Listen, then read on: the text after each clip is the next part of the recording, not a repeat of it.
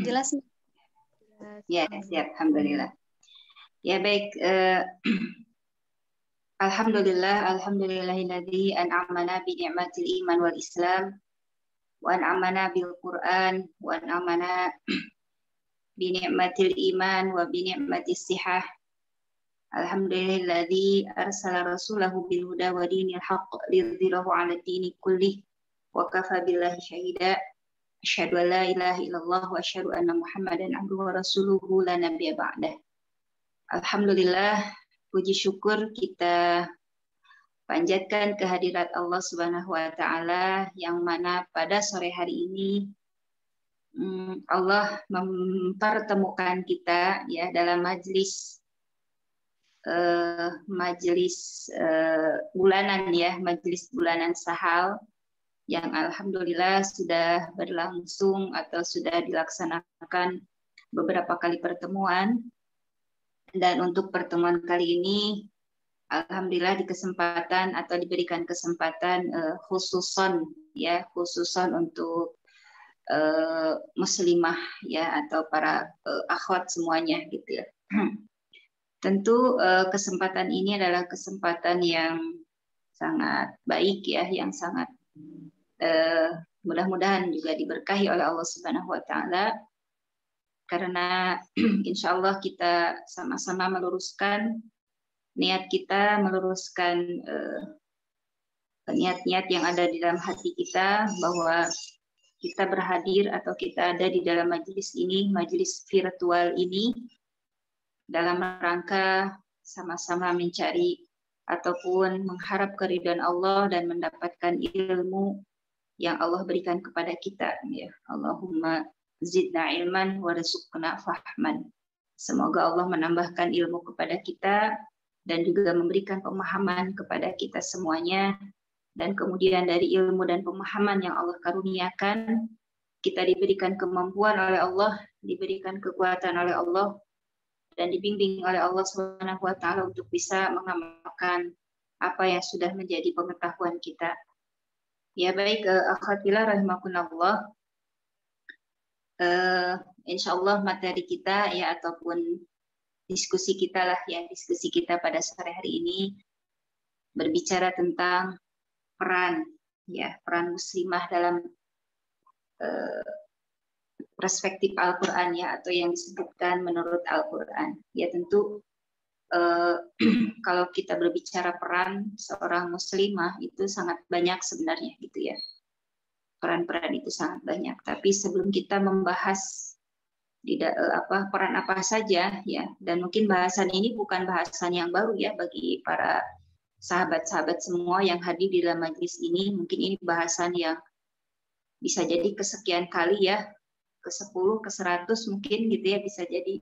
Tapi tidak salahnya barangkali kita mereview kembali, mengingat kembali apa-apa yang Allah titipkan, apa-apa yang Allah sampaikan di dalam firman-Nya, terkhusus kepada kita para muslimah gitu ya, seperti itu. Nah, baik, sebelumnya kita ingin mengenal dulu tentang bahasa Al-Quran.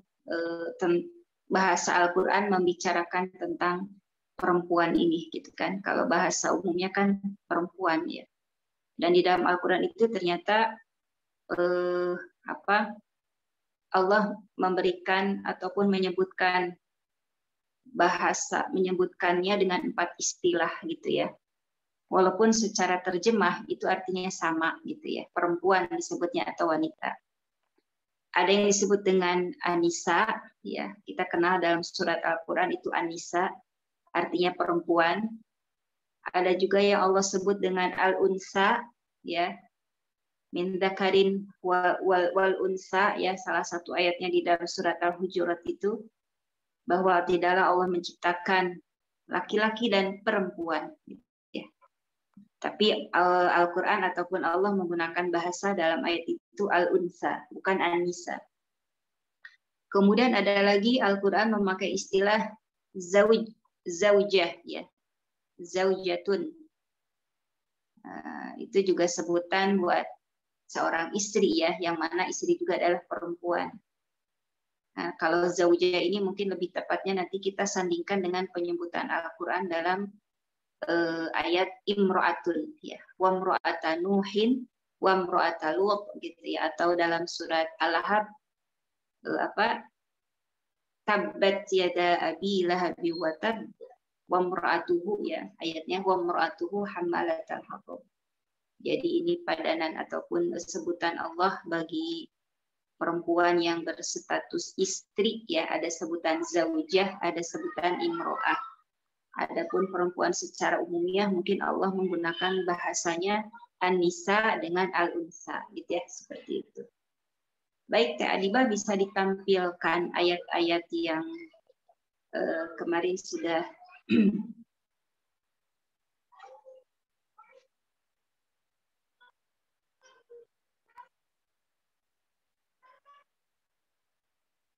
ya, baik. Nah, sahabat-sahabat sekalian, ya, insya Allah sejenak kita akan mengenal ya beberapa ayat Al-Quran yang berbicara tentang al-unsa ya, dengan bahasa al-unsa, atau ada juga an-nisa ya, an-nisa. Di sini yang pertama adalah Al-Quran surat An-Nisa ayat 1 ya, a'udzubillahi minasyaitonirrajim. Ya ayuhan nasu taqu rabbakum alladzi khalaqakum min nafsin wahidah wa khalaqa minha zawjaha wa bassa minhuma rijalan katsiran wa nisaa'a wattaqullaha alladzi tasaaluna bihi wal arham innallaha kana 'alaikum raqiba gitu ya. Wahai sekalian manusia, bertakwalah kepada Tuhanmu yang telah menciptakan kamu seorang dari seorang diri, dan daripadanya Allah menciptakan istrinya, dan dari keduanya Allah memperkembangbiakkan laki-laki dan perempuan yang banyak. Dan bertakwalah kepada Allah dengan mempergunakan namanya yang kamu saling meminta satu sama lain, dan peliharalah hubungan silaturahim. Sesungguhnya Allah selalu menjaga dan mengawasi. Innallaha kana 'alaikum raqiba. Sesungguhnya Allah selalu mengawasi ya terhadap semua apa yang kita lakukan. Nah, kalau di dalam ayat ini sebenarnya berbicaranya tentang awal mula diciptakannya manusia, baik laki-laki ataupun perempuan ya. Jadi kita berasal dari min nafsin wahidah ya, dari satu jiwa, dari seorang diri ya, yang Allah ciptakan. Manusia pertama itu adalah Adam dan Hawa gitu ya, sepasang, yang kemudian darinya wabasa minhuma Allah Allah kembangbiakan ya, Allah perbanyak gitu kan. Dan juga bisa kita pahami mungkin ya secara luasnya tadabbur kita dari ayat ini, bahwa kita berasal dari orang tua kita ya, ayah ibu gitu kan, pasangan ayah ibu, yang kemudian dari ayah ibu itu lahir keturunan yang banyak gitu ya. Kita bisa melihatnya ataupun memperhatikannya ya tidak jauh-jauh lah di keluarga kita sendiri gitu kan, dari orang tua kita, ayah ibu kita ini berapa bersaudara ya, yang tadinya 3 bersaudara bisa menjadi mungkin nanti ada kalau ibu ya, ibunya punya cucu, nanti punya cici, terus sampai ke bawah-bawahnya berkembang biak yang banyak gitu ya. Tetapi pesan ini adalah wattaqullaha alladzi tasaaluna bihi wal arham. Ya. Pesan ayat ini kita diperintahkan untuk bertakwa kepada Allah yang senantiasa Yang senantiasa kita meminta kepada Allah gitu kan, tasaaluna bihi wal arham ya. Dan Allah selalu memelihara ya, peliharalah silaturahim. Dan mungkin ini ayat ya kenapa kita diperintahkan untuk selalu menjaga silaturahim dengan keluarga utamanya gitu kan. Kalau ayat ini kan bicara tentang keluarga, menjaga silaturahim dengan keluarga, dan silaturahim atau arham atau rohim itu sendiri adalah merupakan salah satu sifat dari Allah, yaitu Ar-Rahman ya, Ar-Rahman Ar-Rahim, Ar-Rahim, yang mana Allah sangat menyayangi hamba-hambanya gitu ya, seperti itu. Baik, ayat berikutnya mungkin.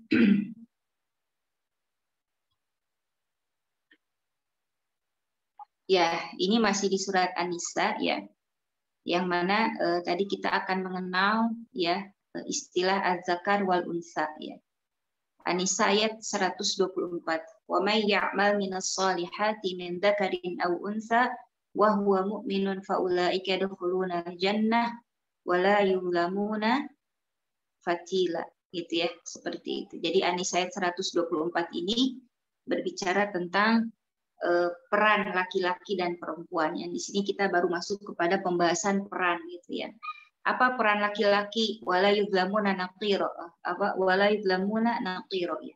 Wahai barang siapa ya, wa may ya'mal, dan barang siapa yang mengerjakan amal soleh min dzakarin aw unsa, dari laki-laki ataupun perempuan, ya, wa huwa mu'minun, syaratnya adalah seorang mukmin, faulaika yadkhuluna jannah, maka mereka itu akan dimasukkan ke dalam surga Allah, wala yuzlamuna naqira, dan mereka tidak akan dianiaya sekalipun, ya.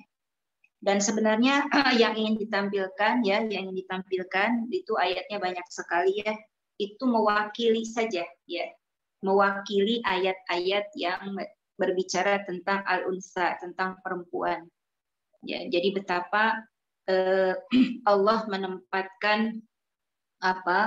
menempatkan kita, ya, sebagai makhluk yang berjenis kelamin perempuan yang disebut dalam istilah muslimah, ya, muslimah, karena kita seorang muslim, ya. Kalau yang belajar bahasa Arab mah karena kita feminin, gitu ya, ada muslim, ada muslimah, gitu ya, seperti itu. Jadi yang disebut dengan muslimah di sini tentunya itu memiliki arti ataupun peran tersendiri, ya. Nah, di dalam Al-Qur'an peran itu disebutkan secara bergandengan antara laki-laki dan perempuan, gitu ya. Karena ternyata peran seorang perempuan itu di antaranya adalah dia sebagai sebagai partner, ya. Yang pertama dia sebagai partner, sebagai teman, ya, mitra laki-laki di dalam beramal soleh, ya. Mitra laki-laki dalam beramal soleh, gitu ya, seperti itu. Nah, sebagai mitra seorang laki-laki di dalam beramal soleh, tentu dia memiliki kedudukan yang sama, gitu ya. Sebagai partner dia memiliki kedudukan yang sama, sejajar dengan kaum laki-laki. Ini di dalam urusan amal soleh, ya. Kita tidak berbicara di urusan yang lain, gitu ya. Tapi dalam urusan beribadah, dalam urusan beramal soleh, dia sejajar, sepadan dengan kaum laki-laki, dengan pria, gitu ya, seperti itu. Maka firman Allah tadi adalah, atau di ayat yang nampak di layar, ya, man amila sholihan min dzakarin aw unsa wa huwa mu'minun falanuhyiyannahu hayatan thayyibah. Barang siapa yang mengerjakan amal soleh baik dari laki-laki ataupun perempuan dan dia dalam keadaan beriman, maka sesungguhnya akan kami berikan kepada dia kehidupan yang baik. Dan sungguhnya akan kami beri kepada mereka balasan dengan pahala yang lebih baik dari apa yang telah mereka kerjakan. Jadi ini berbicara tentang tadi zakar wal unsa, laki-laki dan perempuan itu setara, sepadan di dalam kesempatan dia beribadah kepada Allah Subhanahu wa taala, dan dia menjadi partner, gitu ya. Menjadi sama, ya, menjadi bisa menjadi partner, bisa juga menjadi kompetitor, menjadi saingan, gitu ya. Mungkin barangkali ada seorang yang perempuan yang rajin, gitu kan, tapi ada juga perempuan yang malas. Laki-laki pun demikian, ya. Bisa jadi ada seorang laki-laki yang rajin, yang taat beribadahnya, tapi ada juga mungkin yang malas, gitu kan, ataupun yang lemah dalam ketaatannya, gitu ya, seperti itu. Jadi mitra di sini artinya adalah sepadan, ya, partner yang sejajar, sepadan kaum laki-laki, ya. Walaupun kita tahu bahwa proses penciptaan seorang perempuan itu katanya dari tulang rusuk laki-laki, gitu ya. Bahkan Hawa itu diciptakan dari tulang rusuk Adam alaihi salam, gitu ya, seperti itu. Dan juga wanita bisa sebagai kompetitor, ya, tadi sebagai kompetitor bagi kaum laki-laki, gitu ya. Makanya tadi ada istilah muslimah yang taat, atau ada juga muslimah yang lemah ketaatannya. Pun demikian ada seorang muslim, ya, seorang laki-laki muslim yang taat, ada juga mungkin seorang muslim yang lemah ketaatannya gitu ya. Disebutkan dalam sebuah riwayat dari Ummu Umarah Al-Ansariyah bahwasanya dia datang kepada Rasulullah SAW. Saya berkata, aku tidak melihat semuanya kecuali untuk kaum pria. Aku tidak melihat kaum wanita disebut-sebut sedikit pun, gitu ya. Lalu turunlah ayat, sesungguhnya laki-laki dan perempuan yang muslim, laki-laki dan perempuan yang mukmin, laki-laki perempuan yang tetap dalam ketaatan, laki-laki dan perempuan yang sabar, laki-laki dan perempuan yang khusyuk, laki-laki dan perempuan yang bersedekah, laki-laki dan perempuan yang berpuasa, laki-laki dan perempuan yang memelihara kehormatannya, laki-laki dan perempuan yang menyebut senantiasa asma Allah atau berzikir kepada Allah, Allah telah menyediakan untuk mereka ampunan dan pahala yang besar. Ini disebutkan di dalam surat Al-Ahzab ya, ayat 50. Ayat 35. Jadi yang dimaksud kompetitor di sini adalah bahwa bisa jadi peluang mendapatkan pahala besar itu diraih oleh seorang wanita, seorang perempuan atau seorang muslimah, dan bisa jadi untuk diperoleh oleh kaum pria gitu kan, atau seorang muslim.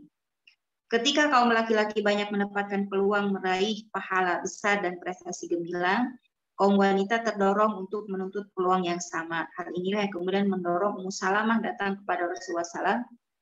Ummu Umarah datang kepada Rasulullah SAW seraya bertanya. Jadi seolah-olah mungkin apa yang disampaikan di dalam ayat itu atau di dalam hadis itu semua untuk laki-laki gitu ya. Kemudian turunlah ayat Al-Ahzab 35 ini. Ya.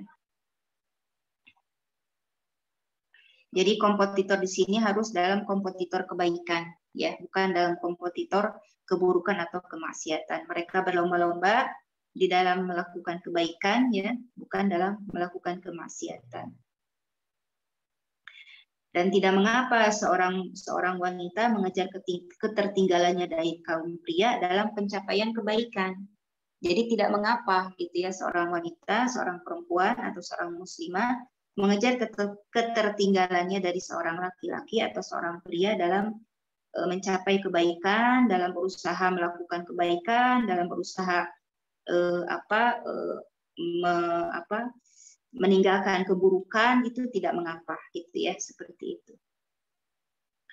Baik, yang kemudian akhwatillah rahimakumullah, sahabat-sahabat yang dimuliakan Allah Subhanahu wa taala, peran yang lebih penting mungkin dia peran yang tak kalah pentingnya juga yang disebutkan di dalam Al-Qur'an sebagai seorang muslimah, ataupun ini juga ayatnya sebenarnya berbicaranya umum gitu ya, tetapi bisa kita lebih kerucutkan ketika kita berbicara tentang muslimah gitu ya.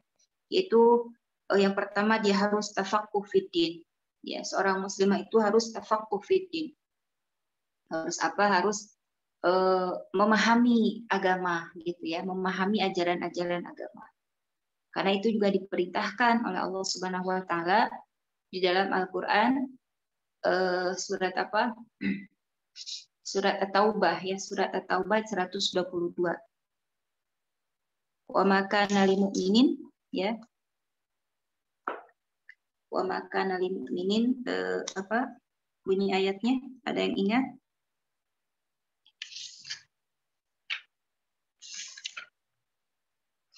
Wa makanal mu'minuna ya, wa makanal mu'minuna liyanfiru kaffah falaula nafaru min kulli firqatin minhum ta'ifatul liyatafaqahu fid din ya wal yunziru qaumahum idza raja'u ilaihim la'allahum yahdharun.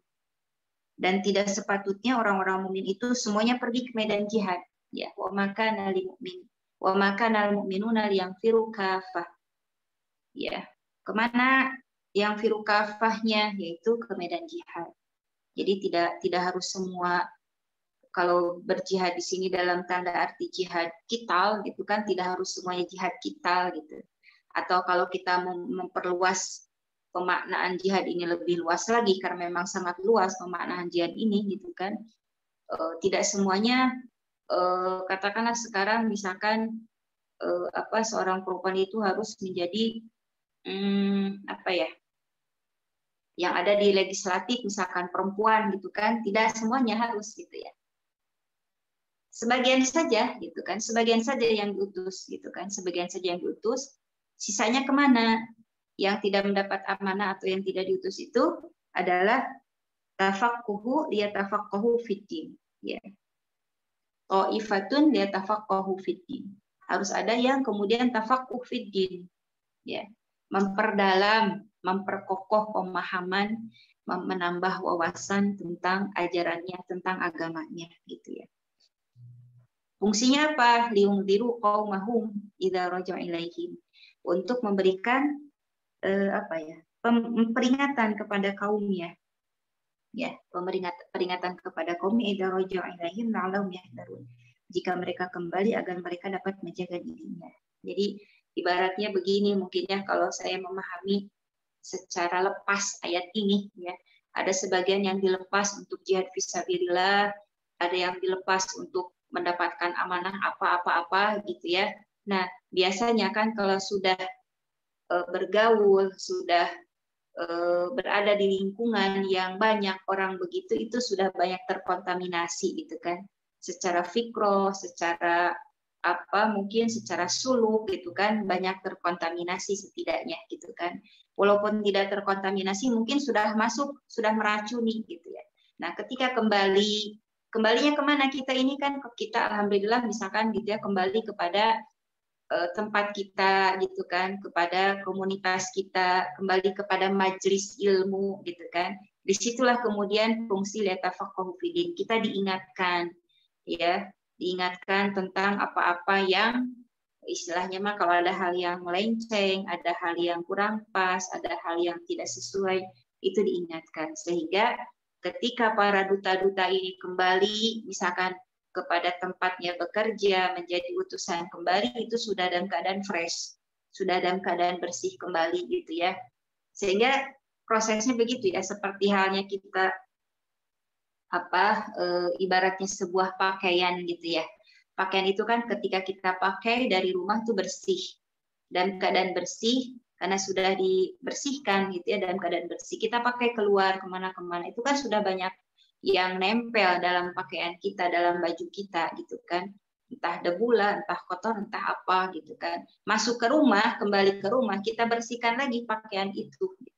Nanti kita siap lagi untuk memakai pakaian itu keluar. Jadi secara fikroh, secara suluk dibersihkan dengan dengan tafaqquh fiddin tadi ya, dengan tafaqquh fiddin, dengan memahami agama yang benar gitu ya, seperti itu. Dan tentu bagi muslimah sangat penting ya.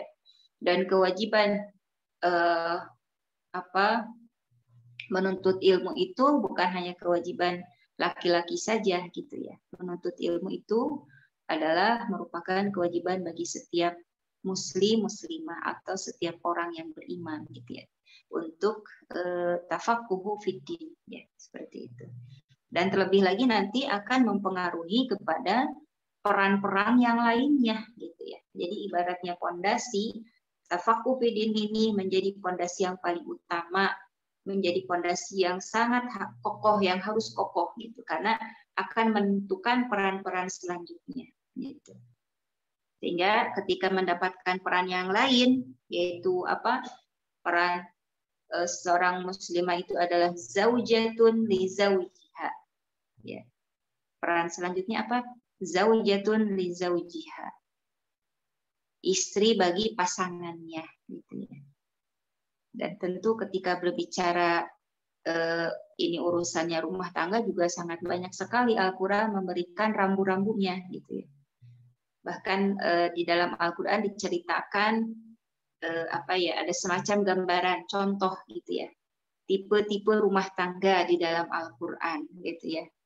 Ada tipe-tipe keluarga yang kita kenal ya, ada tipe keluarga Abu Lahab, ada tipe keluarganya Fir'aun, ada tipe keluarganya Nabi Ibrahim alaihissalam, ada tipe keluarga Nabi Muhammad sallallahu alaihi wasallam, ada juga tipe Nabiullah yang lain, Imra'ata Nuhin wa Imra'ata Lut gitu ya. Itu tadi yang kemudian disebutkan di awal, kenapa ada istilah zaujah, ada istilah imro'ah gitu ya.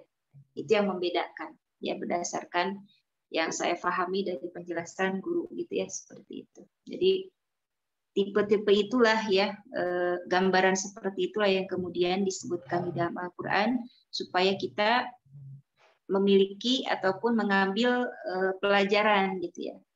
Yang jelas-jelas dijamin oleh Allah Subhanahu wa taala selamat semuanya gitu kan ya, bahkan sampai kepada apa selalu kita bersalawat atasnya gitu kan. Ada dua tipenya ya, tipe keluarga Nabi Muhammad SAW dan tipe keluarga Nabi Ibrahim alaihissalam, sehingga kita selalu bersalawat kepada dua orang Nabiullah itu ya. Allahumma sholli ala Muhammad wa ala ali Muhammad kama shallaita ala Ibrahim wa ala ali Ibrahim.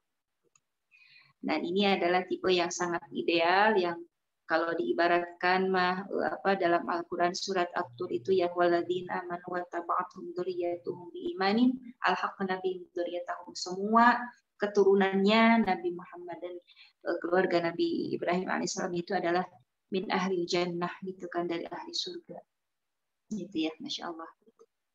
Ada tipe yang digambarkan oleh Allah dalam surat At-Tahrim ayat terakhir gitu kan. Daraballahu mathalan lil ladzina kafaru imra'ata Nuhi wa imra'ata Lut. Imro'ah ya, imro'ah. Allah memakai istilah imro'ah itu karena tidak sevisi katanya gitu ya. Antara suami dengan istri tidak sevisi, tidak semisi, tidak satu fikroh, tidak satu perjuangan, itu disebut imro'ah. Itu wa imra'ata Nuh ya, istrinya Nabi Nuh, wa imra'ata Lut, dan istrinya Nabi Lut. Yang mana kedua-duanya ini tahta abdaini min ibadina shalihain. Keduanya berada di bawah abdaini, dua hamba Allah yang shalihain, yang saleh. Fakhanatahuma, tapi keduanya berkhianat. Berkhianat di sini dalam arti tidak beriman, tidak mengikuti seruan, tidak mengikuti ajakan, tidak mengikuti ajaran yang dibawa oleh Nabiullah Lut dan Nabiullah Nuh gitu ya. Fakhanatahuma gitu ya. Falam yughni anhuma minallahi syai'a. Maka Allah pun tidak memerlukan mereka berdua gitu ya.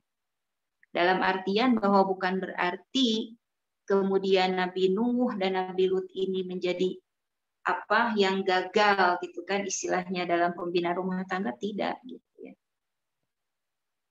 Kesabaran Nabi Nuh, kesabaran Nabi Lut itu luar biasa ya di dalam mendakwahi keluarganya gitu kan. Adapun akhirnya kemudian diabadikan atau disebutkan di dalam Al-Qur'an, fakhanatahuma falam yughni anhuma minallahi syai'a wa qila dakhalan nar ma'adakhilin, yang kemudian akhirnya kedua imro'ah ini menjadi apa ahlun nar gitu kan.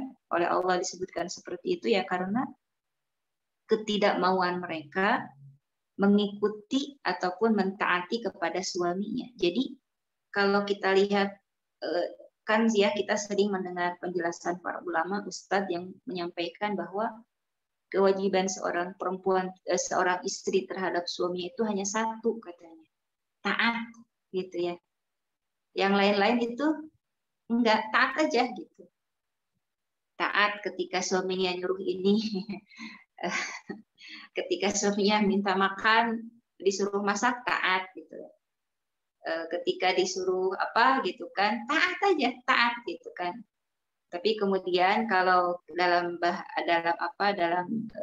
akidah ataupun dalam ajaran Islam ini, ketaatan manusia terhadap manusia yang lain itu dibatasi selama perintahnya tidak mengajak kepada maksiat ataupun melakukan kedurhakaan kepada Allah, itu boleh taat. Tapi ya boleh taat, ada batasannya.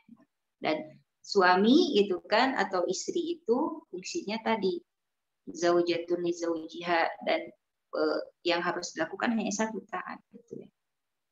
Peran-peran yang lainnya itu karena ketaatan gitu. Jadi kalau sudah taat, maka peran-peran yang itu akan dilakukan gitu ya, seperti itu. Ya, gitu ya. Jadi kembali kepada tadi tipe keluarga ataupun tipe wanita ya yang Allah sebutkan dalam surat At-Tahrim tadi, karena antara suami dengan istri tidak dalam satu visi ya, tidak dalam satu satu pemahaman yang sama gitu kan ya. Insya Allah Nabiullah Nuh wa Nabiullah Lut gitu ya, itu termasuk min ibadina salihaini kata Allah ya, termasuk hamba-hamba Allah yang saleh gitu ya, seperti itu. Kemudian yang digambarkan oleh Al-Qur'an juga ada imra'ata Fir'aun ya, wa daraballahu masalan lil ladzina amanu imra'ata Fir'aun, istrinya Fir'aun ya. Id qalat rabbi ibni li 'indaka baitan fil jannah wa najini min fir'auna wa 'amalihi wa najini minal qaumil zalimin. Ini luar biasa juga ya kesabaran imro'ata Fir'aun ini ya, di dalam menghadapi kezaliman Fir'aun gitu ya, yang terus kuat, pendirian, kokoh dalam keimanan kepada Allah gitu kan, walaupun berada di dalam tekanan ataupun di dalam ancaman kezaliman seorang Firaun gitu ya, maka balasannya oleh Allah itu surga gitu ya, Masya Allah. Dan ini saya kira perlu berbicara masalah tipe-tipe keluarga ini, bahasannya memang harus bahasan tersendiri gitu ya, karena sangat luas dan sangat nanti menyangkut banyak hal gitu ya, seperti itu. Dan tipe yang terakhir yang disebutkan dalam Al-Quran itu gambarannya adalah surat Al-Lahab gitu ya, tabbat yada abi lahabin wa tab ma aghna anhu maluhu ma kasab wa imra'atuhu hammalatal hatab fi jidha hablum min masad. Imra'ata Lahab ya, wa imra'atuhu Abu Lahab wa imra'atuhu gitu ya. Nah, ini disebut imra'ah juga kenapa? Karena dua-duanya satu visi, tapi visinya visi yang buruk gitu ya. Jadi tidak disebutkan pasangan, tapi disebutnya imro'ah gitu ya.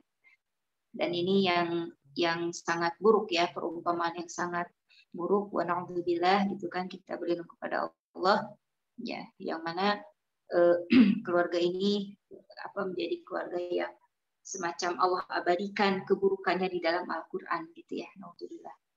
Dan ini tadi ya, peran seorang muslimah itu menjadi zaujatun li zaujiha gitu ya. Taat, patuh terhadap suaminya dan menjadi partner gitu. Kata di awal ya, partner bagi seorang suami di dalam melakukan ketaatan ya. Dan bahkan seperti halnya seorang suami yang istilahnya itu kalau nilai ketaatannya kurang gitu ya, kemudian ada seorang istri yang nilai ketaatannya lebih bagus dari suaminya, maka ketaatan si istrinya ini akan mengangkat derajat suaminya gitu ya. Pun demikian sebaliknya, seorang suami yang ketaatannya lebih baik, kemudian seorang istri yang ketaatannya kurang, itu akan terangkat oleh ketaatan pasangannya gitu. Maka berbicara tentang suami dan istri ini satu paket gitu ya. Dan peran seorang wanita, seorang istri itu kan di dalam Al-Quran juga luar biasa ya digambarkannya. Selain partner itu perempuan itu dalam Al-Baqarah itu ya, antum libasulahum ya, pakaian ya, seorang suami dan istri itu ibarat pakaian. Pakaian itu fungsinya adalah saling menutupi aurat, menutupi kekurangan, menutupi aib ya, menutupi keburukan, menampakkan keindahan ya. Pakaian itu kan kalau dipakai itu nampak indah gitu kan. Jadi apa-apa yang ada di dalam di belakang pakaian itu nggak nampak gitu ya, tapi yang nampak adalah keindahan. Maka fungsinya sebagai libasunnya, wa antum libasulahun ya, dan kamu adalah laki-laki pakaian bagi suami, pakaian bagi istri, dan seorang istri pakaian bagi seorang suami gitu ya. Seperti itu. Ya. Kemudian peran muslimah yang lain yang juga tadi kaitannya dengan tafaqquh fiddin ya, kemudian ketika seorang muslimah itu pemahaman agamanya bagus itu kan, maka dia akan menjadi seorang murabbiyatul aulad ya, murabbiyatul aulad ya, menjadi murabbi ya, murabbi itu pendidik, pengayom, pengajar, pengasuh ya. Murabbi itu akar katanya dari Rabbah, yurabbi gitu ya. Kita sering membaca dalam surat Al-Fatihah ataupun kita sering mengucapkan kalimat Alhamdulillahi Rabbil alamin ya, Rabbul alamin, Rabb semesta alam. Rabb itu kan dalam arti yang luas itu Allah yang sebagai Rabb, sebagai pencipta, pengayom, pengurus ya, yang menguruskan kita dari unsur yang terkecil ya, kebutuhan manusia yang paling kecil sebagai sampai kepada urusan yang paling besar, yang memenuhi segala kebutuhan, yang apalagi ya Rob itu ya yang mengatur gitu kan. Maka murabbiyatul aulad, seorang muslimah itu menjadi pendidik ya, pengasuh, pengayom, dan juga memenuhi kebutuhan anak-anaknya gitu. Kebutuhan apa ya? Kebutuhan tentang pendidikan tadi ya, baik pendidikan spiritual gitu ya, pendidikan spiritual, bagaimana pendidikan ruhiyah ya, spiritual itu menjadi pendidikan yang sangat penting ya, terutama di dalam penanaman akidah dan ibadah ya, sehingga kelak akan dilahirkan anak-anak yang tafakuh fiddin ya, anak-anak yang kuat dalam akidah dan agamanya gitu ya, seperti itu. Dan ini dicontohkan ya, salah satu doa yang dicontohkan di dalam Al-Qur'an itu ya, bahwa kita mendoakan anak-anak kita menjadi tafakuh fiddin ya, tafakuh fiddin ya, supaya menjadi penerus dan memiliki akidah dan ibadah yang kuat pada Allah Subhanahu wa taala ya. Walaupun di dalam Al-Qur'an yang berbicara tentang akidah dan ibadah ini adalah diwakili oleh kaum laki-laki, yaitu siapa? Luqman ya. Oleh Allah diabadikan, wa qala Luqmanu libnihi wa huwa ya'idhuhu ya bunayya la tusyrik billah. Wahai anakku, jangan berbuat syirik atau jangan mensekutukan Allah.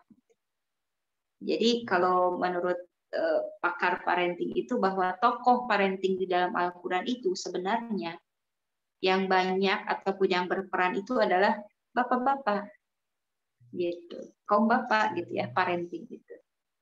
Karena dicontohkan dalam Al-Qur'an begitu, wa qala Luqman gitu ya. Kemudian ada lagi Nabi Yakub yang berdialog dengan anak-anaknya menjelang beliau wafat. Ada lagi Nabi Ibrahim alaihissalam yang juga berdialog dengan anaknya Ismail gitu ya. Seperti itu. Dan juga ada kisah Imran yang berdialog dengan anaknya Maryam dalam surat Ali Imran gitu ya. Gitu. Masya Allah gitu ya. Jadi tokoh parenting itu yang sangat penting ya, parenting jadi sangat penting gitu, adalah bapak-bapak gitu ya, para bapak gitu.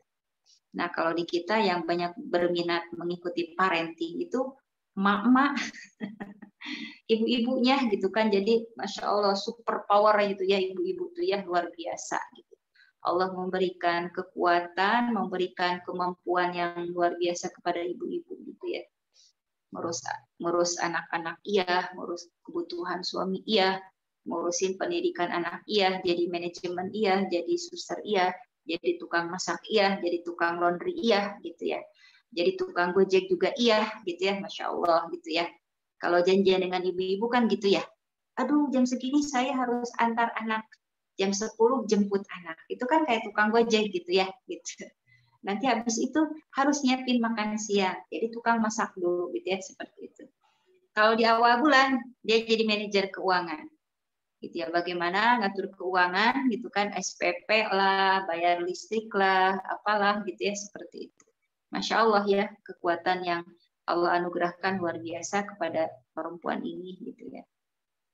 Dan tentu tadi ya harus ada partner gitu ya. Walaupun di Al-Qur'an memang yang menjadi tokohnya adalah laki-laki, tapi itu tadi diberikan pasangan ya, diberikan pasangan istri gitu kan, untuk menjadi partner di dalam melakukan tarbiyah, yang termasuk murabbiyatul aulad juga. Bukan berarti kemudian kalau begitu ya sudah istri aja yang mendidik anak-anak, oh enggak juga gitu.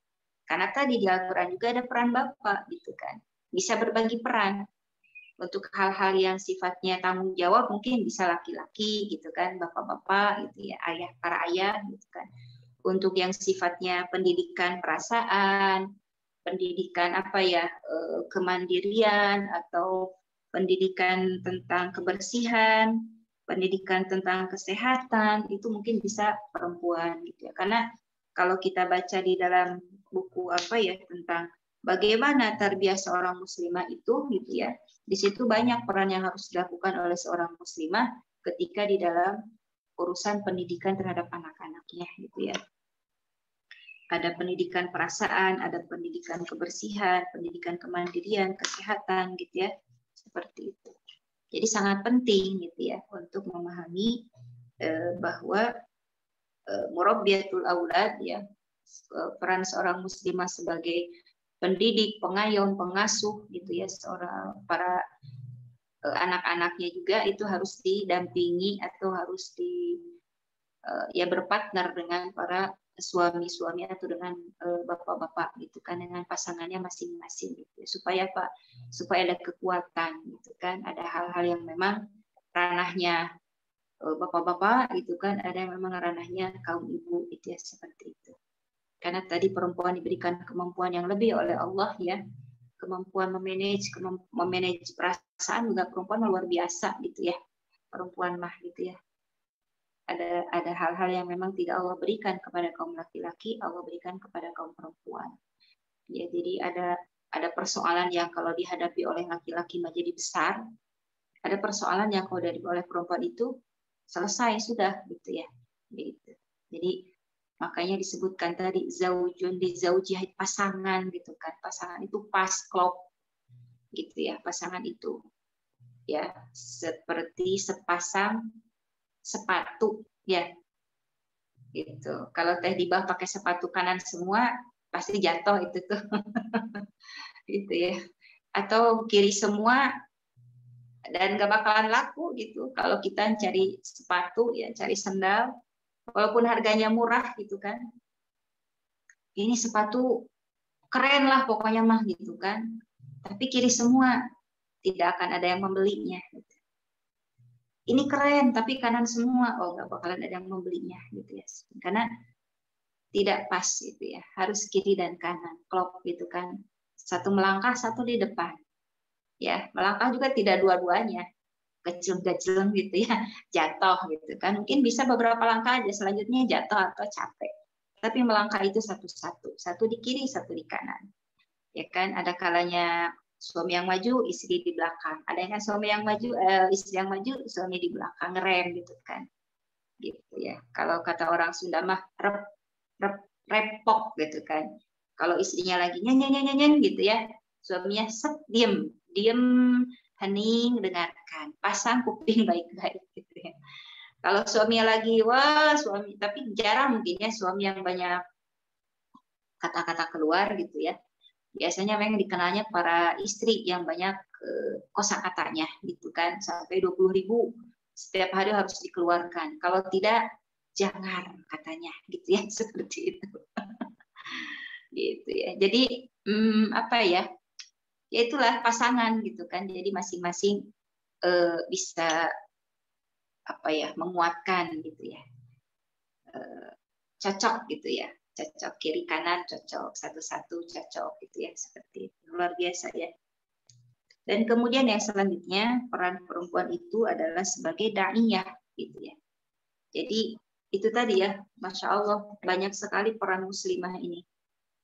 Maka sangat salut ya ketika kita di masa saat ini ya, di masa sekarang ini melihat seorang muslimah gitu kan, dia sebagai seorang ibu rumah tangga iya, sebagai seorang aktivis iya, sebagai seorang pengusaha iya gitu kan, sebagai seorang apalagi anggota masyarakat iya gitu ya.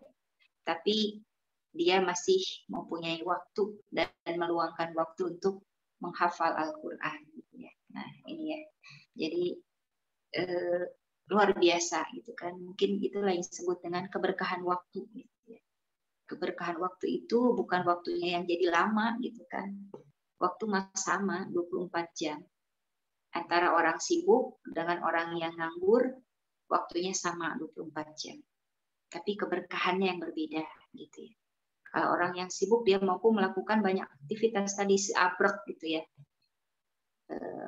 Ya seperti seorang ummahat ya, seorang muslimah yang tadi dia harus gonta-ganti peran gitu ya.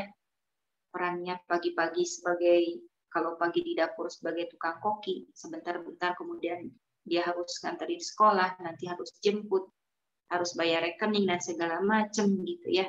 Bahkan ada juga seorang perempuan yang berperan sebagai mandor bangunan gitu ya. Kalau rumahnya lagi direnov, suaminya kan kerja. Nah, yang mandor itu kan siapa? Perempuan, ibu-ibu. Jadi kan ngatur-ngatur, "Mang, gini gitu kan," kata si tukangnya, "Bu, semen habis, pasir habis." "Oh iya, Mang, sini belanja gini."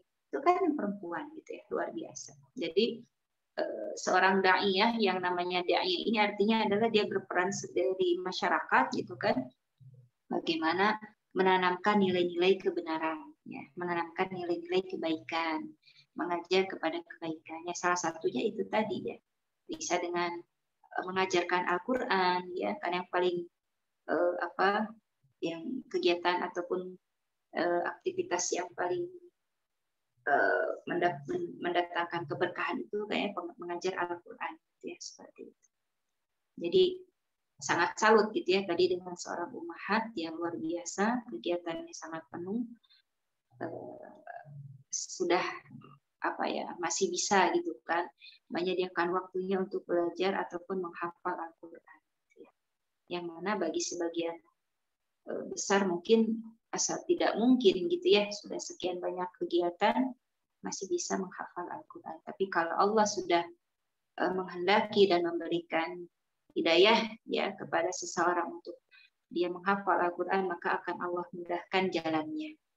Akan Allah atur, akan Allah sediakan sarana-sarananya, dan Allah mudahkan jalannya.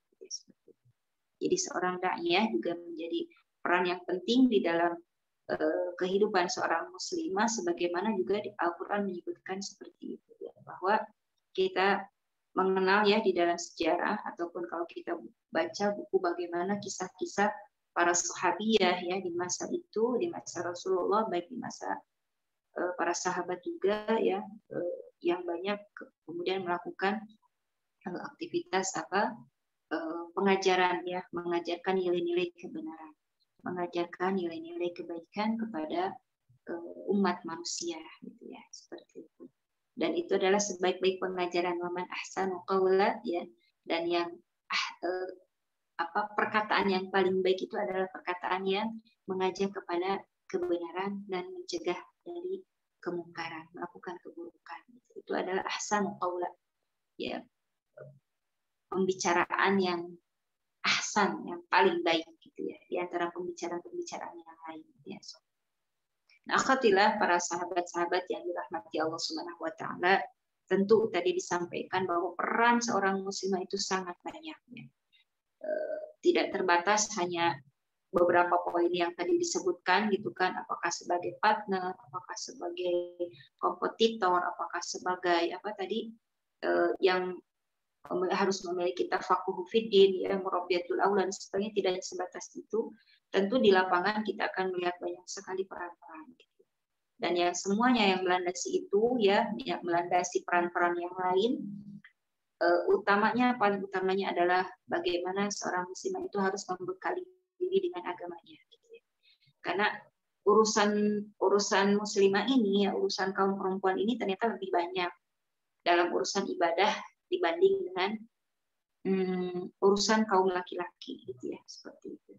Apalagi di zaman sekarang ini berkembang ya, jadi ada semacam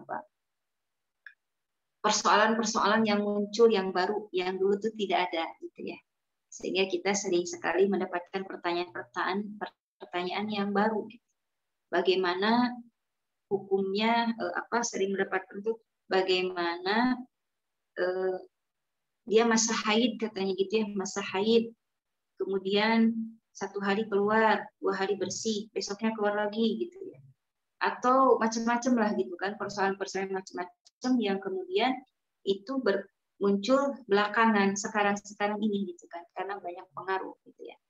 Nah, urusan fikih juga banyak masalah perempuan fikih itu, sehingga ada istilah fiqhun nisa ya, fikih perempuan, tidak ada fikih rijal atau fikih rojul rijal, itu nggak ada gitu. Ada fikih nisa gitu ya.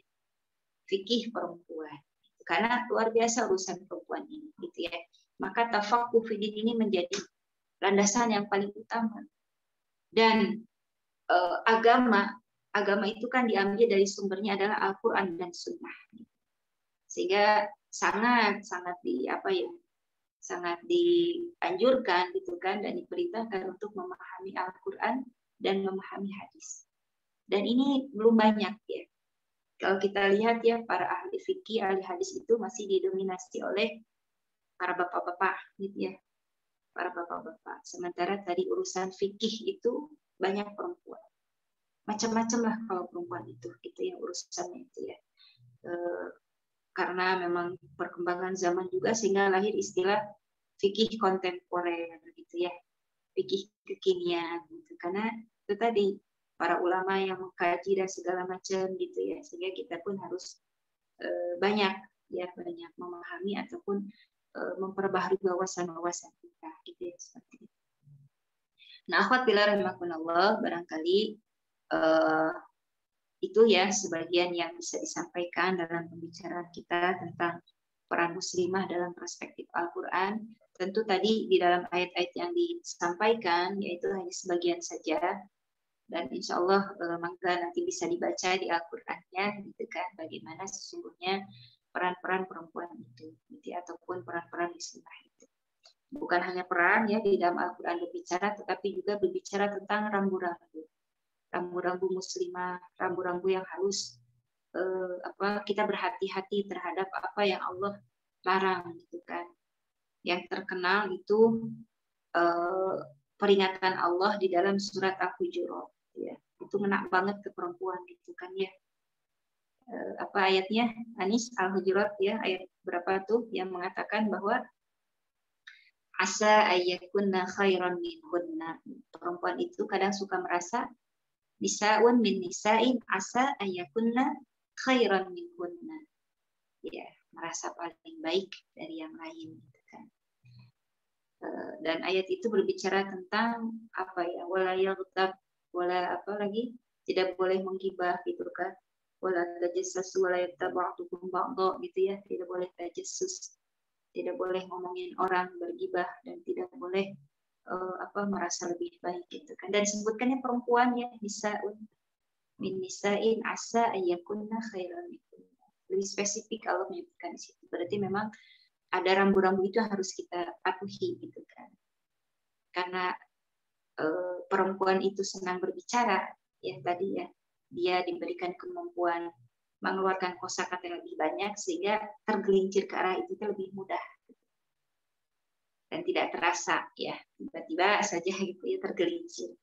Kalau kaum laki-laki kenapa lebih lebih terkendali karena memang dia kosakatanya tidak banyak yang dikeluarkan gitu ya. Tidak seperti perempuan, tidak banyak laki-laki. Jadi lebih banyak dia mengamati. Kalaupun laki-laki berbicara itu solusi biasanya gitu ya. Kalau perempuan berbicara itu panjang kali lebar gitu kan, panjang kali lebar tapi tidak ada solusinya gitu ya. Sudah muter-muter kemana-mana nggak ada solusi gitu. Begitu laki-laki ngomong satu kata dua kata, tak langsung beres. Oh iya ya, kenapa nggak begitu? Jangan gitu ya, cek perempuan gitu. Begitu ya. Jadi oke tadi partner ya, zaujatun li zaujah, pasangan gitu ya. Partner itu begitu ya. Terutamanya partner kalau dia dalam hubungan suami istri gitu kan, dalam hubungan keluarga maksudnya begitu ya. Adapun bisa jadi partner kalau misalkan di rekan kerja atau apa ya bisa saja, tentu dalam koridor keterbatasan ya, dalam batasan-batasan yang sudah diatur oleh agama gitu kan, tidak melampaui aturan-aturan. Walau alam bisawab, mudah-mudahan ini mereview saja ya, karena saya yakin pembahasan masalah peran muslimah ini banyak dibahas oleh para ahlinya gitu kan. Mudah-mudahan saya hanya menyampaikan apa yang menjadi dalam fikroh ya dan pemahaman pribadi gitu kan, dan mudah-mudahan jadi penguat buat kita semuanya bahwa mari kita sama-sama kita perkuat ya peran-peran kita seorang muslimah baik di dalam keluarga ataupun di dalam masyarakat, karena perempuan ini adalah menjadi tiang, ya, tiang negara ya kalau dalam istilah gitu. Bahkan ada mengatakan kalau perempuan bahagia maka manusia akan bahagia gitu ya. Kalau perempuannya menderita atau sedih maka semuanya akan ikut sedih gitu. Dan ada yang mengatakan juga bahwa kalau seorang istri itu sedih, seisi rumah itu akan ikut sedih. Kalau istrinya marah-marah, seisi rumah itu akan terkena dampak kemarahannya gitu ya, dampak erupsinya gitu. Tapi kalau dia bahagia, semua orang mendapatkan kebahagiaan gitu ya. Maka jadilah kita muslimah yang tafaqquh fiddin sesuai dengan aturan Allah ya, dan diantaranya dengan mari kita sama-sama lebih mendekat kepada Allah melalui Al-Quran ya, baik tilawatan, tilawahnya, hifdzon, menghafal, tadaburon, mentadaburinya, ataupun belajarnya, ya belajar Al-Quran, mengkaji Al-Quran dan juga mengajarkannya. Ya, tafaqquh fiddin, dan tidak lupa kita senantiasa memohon kepada Allah ya supaya kita diberikan kemampuan, kekuatan dalam mengamalkan ilmu-ilmu yang sudah kita pahami, ilmu yang sudah kita terima dari para guru-guru kita. Dan jangan lupa bahagia. Alhamdulillah sawab, itu saja. Kalau kali ada salam walakum. Assalamualaikum warahmatullahi wabarakatuh.